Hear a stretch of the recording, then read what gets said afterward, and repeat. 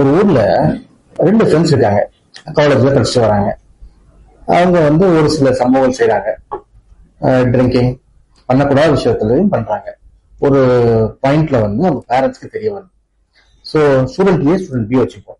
Student A என்ன பண்றான், அவங்க அவங்க பேரண்ட் கூப்பிட்டு போறாங்க. கூப்பிட்டு போய் அவனை வீட்டுக்கு கூப்பிட்டு போய் ரூம்ல அடைச்சு அவனுக்கு சித்திரவதைப்படுத்தி சாப்பாடு கொடுக்காம அடி கொடுத்து அவனை ஒரு 3 days அப்படியே விட்டுறாங்க.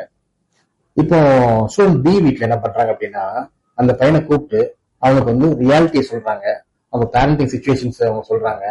அவங்கள ரொம்ப சாஃப்டா ரொம்ப அன்பா ஹேண்டில் பண்றாங்க.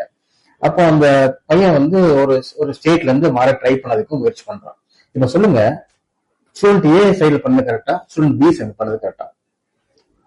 கரெக்ட். ஸ்டூடெண்ட் பி தான் கரெக்ட். ஏன்னா என்னைக்குமே ஒரு தவறு நடக்கும் போது அந்த தவறை நீங்க அன்பு கருணையோட ஹேண்டில் பண்றீங்க வச்சுக்கோங்களேன், அதோட ரிசல்ட் ரொம்ப டிஃப்ரெண்டா இருக்கும், அபரிதமா இருக்கும்.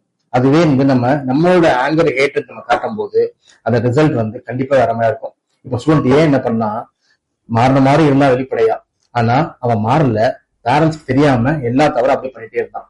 வேற ஸ்டூடெண்ட் பி நல்லாவே சேஞ்சர் ஆகி அந்த ரியாலிட்டி புரிஞ்சு அவங்க அப்பாக்கு ஏற்று நல்ல குழந்தையா இருந்தான். சோ நம்ம இந்த ஸ்டூடெண்ட் மட்டும் இல்லைங்க, நம்ம லைஃப்ல எந்த சுச்சுவேஷன் இருந்தாலும் சரி, எந்த விஷயத்துல ஹேண்டில் பண்ணும்போது அன்பு கருணையோடு பொறுமையா சொல்லி பாருங்க, அது கண்டிப்பா நல்லா நடக்கும். மாறி பார்க்குமா? மாறிதான் பாருங்களேன்.